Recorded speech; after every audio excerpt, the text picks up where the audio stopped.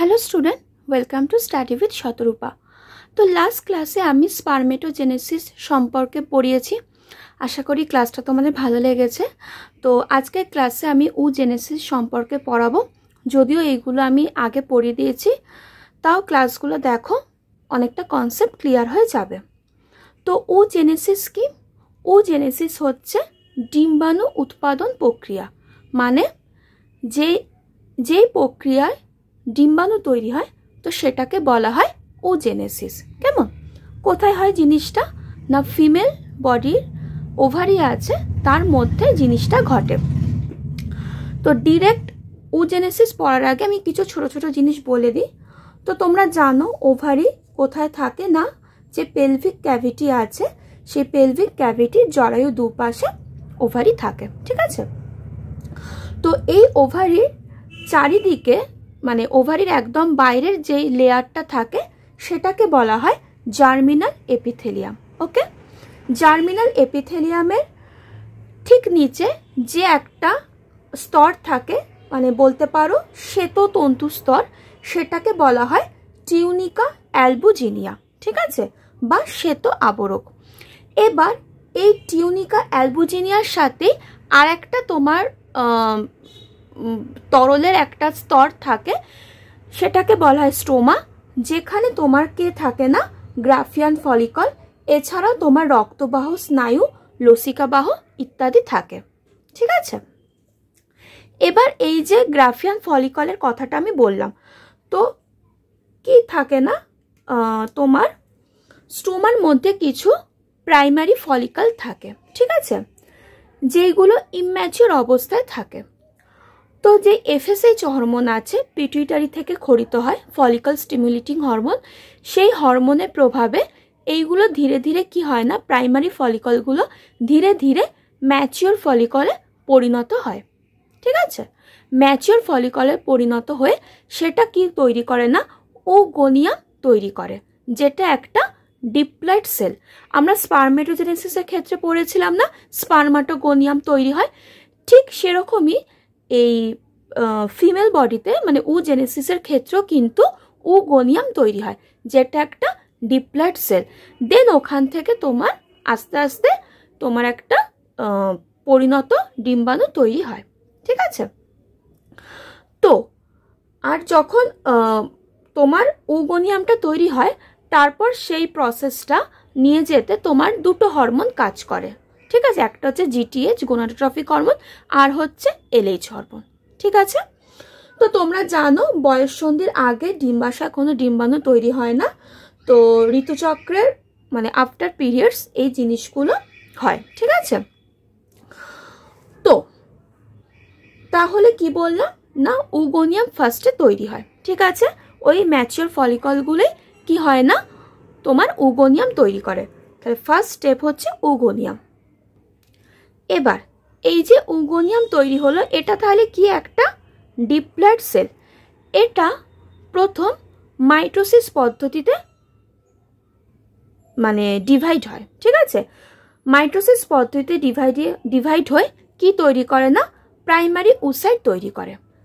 ওখানে যেরকম আমরা পড়েছিলাম প্রাইমারি স্পার্মাটোসাইট, এখানেও তাই। এখানে কি হয় না, মাইটোসিস পদ্ধতিতে ডিভাইড হয়ে কি তৈরি করে না, প্রাইমারি ওসাইট তৈরি করে। প্রাইমারি ওসাইট তৈরি হলো মাইটোসিস পদ্ধতিতে। যেহেতু মাইটোসিস পদ্ধতিতে, তাহলে ক্রোমোজোম সংখ্যাটা সেম থাকবে, আমরা জানি এইগুলো। এবার এই ক্ষেত্রে আর মাইটোসিস ডিভিশন হবে না। প্রাইমারি ওসাইটের পর কি হবে না, ফার্স্ট মিওসিস ডিভিশন হবে। ঠিক একইভাবে স্পার্মাটোজেনেসিসও যেরকম প্রাইমারি স্পার্মাটোসাইট তৈরি হওয়ার পর তোমার কি তৈরি হয়েছিল, মিওসিস পদ্ধতিতে সেকেন্ডারি স্পার্মাটোসাইট তৈরি হয়েছিল, এখানেও সেম প্রাইমারি ওসাইট তৈরি হওয়ার পর এরপর কি হয় না, ফার্স্ট মিওসিস ডিভিশন হয়। ফার্স্ট মিওসিস ডিভিশন হয়ে কি তৈরি হয় না, সেকেন্ডারি ওসাইট তৈরি হয়, আর ফার্স্ট পোলার বডি তৈরি হয়। বুঝতে পারছো তো? তাহলে ওগোনিয়াম তৈরি হলো, ওখান থেকে মাইটোসিস পদ্ধতিতে প্রাইমারি ওসাইট তৈরি হলো, তারপর মিওসিস 1 পদ্ধতিতে কি তৈরি হলো না, তোমার সেকেন্ডারি ওসাইট আর ফার্স্ট পোলার বডি তৈরি হলো। যেহেতু এটা মিওসিস তাই ক্রোমোজোম সংখ্যাটা হাফ হয়ে যাবে, মানে NN হয়ে যাবে। তাহলে এত অবধি বুঝতে পারলে? এবার কি হয় না, আবার এই সেকেন্ডারি উসাইট থেকে আবার মিওসিস পদ্ধতিতে ডিভিশন হবে। আমরা জানি মিওসিস 2 দফায় বিভাজিত হয়। তো এই যে সেকেন্ডারি উসাইট আছে, এ আবার মিওসিস 2তে ডিভাইড হয়ে কি তৈরি করবে না, পরিণত ডিম্বাণু তৈরি করবে, আর তার সাথে তোমার কিছু পোলার বডি তৈরি করবে। আর এখান থেকেও ডিভিশন হয়ে কি তৈরি হবে না, কিছু সেকেন্ডারি পোলার বডি তৈরি হবে।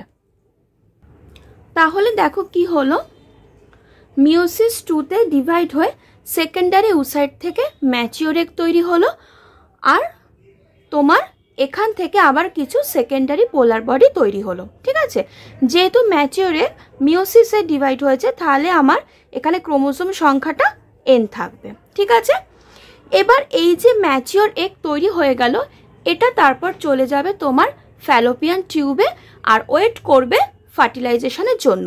আর এই যে পোলার বডিগুলো তৈরি হলো, এই পোলার বডিগুলো কি হবে না, ধীরে ধীরে নিজের থেকে এগুলো নষ্ট হয়ে যাবে। ঠিক আছে, তো এই হচ্ছে স্টুডেন্ট ওজেনেসিস। কত সহজ না? আমি পুরো প্রসেসটা আরেকবার বলে দিচ্ছি। তো ফার্স্টে কি হয় না, ওগোনিয়াম তৈরি হয়। এগুলো কিভাবে তৈরি হয় না, যে প্রাইমারি ফলিকল থাকে সেগুলো কি হয় না, হরমোনের প্রভাবে তোমার ম্যাচিওর ফলিকলে পরিণত হয়ে ওগোনিয়াম তৈরি করে, যেটা একটা ডিপ্লয়েড সেল।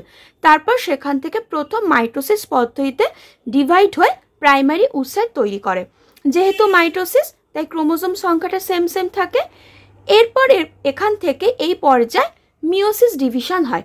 তাই প্রথম মিওসিস ডিভিশন হয় কি তৈরি করে না, সেকেন্ডারি উসাইট তৈরি করে আর ফার্স্ট পোলার বডি তৈরি করে। যেহেতু মিওসিস তাই ক্রোমোজোম সংখ্যাটা দেখো হাফ হয়ে গেছে। এরপর আমরা জানি মিওসিসে 2বার ডিভিশন হয়। তো আবার এই সেকেন্ড মিওসিস ডিভিশনে এই সেকেন্ডারি উসাইট থেকে কি তৈরি হয় না, ম্যাচিওর এগ তৈরি হয়, আর এখান থেকে সেকেন্ডারি পোলার বডি তৈরি হয়। এই ম্যাচিওর এগটাই তারপর কোথায় চলে যায়, ফ্যালোপিয়ান টিউবে চলে যায়। তো এইভাবে একটা পরিণত ডিম্বাণুর মধ্যে একটা এক্স ক্রোমোজোম আর 22টা অটোজোম থাকে। আর এই যে সেকেন্ডারি যে পোলার বডিগুলো তৈরি হয়, এইগুলো আবার ধীরে ধীরে নিজের থেকে নষ্ট হয়ে যায়। কেমন? তো এই হলো স্টুডেন্ট ওজেনেসিস। আশা করি তোমাদের বোঝাতে পেরেছি। এবার যে এগটা তৈরি হলো, এই এগের কি হয় না, তোমার চারপাশে সব আস্তে আস্তে জিনিসগুলো তৈরি হয়। যেরকম একটা আউটার লেয়ার তৈরি হয় যেটাকে বলা হয় ভাইটেলাইন পর্দা। তার আবার বাইরে আরেকটা তোমার লেয়ার তৈরি হয় যেটাকে বলে জোনা পেলুসিডা। আর ডিম্বাণুর চারদিকে কিছু তোমার কোষপুঞ্জের স্তর থাকে যেটাকে বলে করোনা রেডিয়েটা। এইগুলো সব ফার্টিলাইজেশনের সময় ইউজ হয়। ঠিক আছে, তো এই হলো স্টুডেন্ট ওজেনেসিস। আর এই পুরো প্রসেসটাই ওভারির মধ্যে হয়। ঠিক আছে, তো এই ছিল আজকের ক্লাস। চেষ্টা করলাম সহজ করে বোঝানোর। তো যদি ক্লাসটা তোমাদের ভালো লাগে তাহলে একটা লাইক করে দিও, শেয়ার করে দিও তোমাদের বন্ধুদের সাথে, আর নতুন হলে চ্যানেলটাকে সাবস্ক্রাইব করে দিও। তো চলো আজকে তাহলে এত অবধি থাক। তাহলে আমাদের গ্যামেটোজেনেসিস পুরো কমপ্লিট। দুটোই ছিল, স্পারমেটোজেনেসিস, ওজেনেসিস, দুটোই আমি কমপ্লিট করে দিলাম। আর আমি বলবো তোমাদেরকে এই ফ্লো চার্টটা একটু তোমরা নোট ডাউন করে নেবে। কেমন? তো চলো সবাই ভালো থেকো, সুস্থ থেকো, টাটা।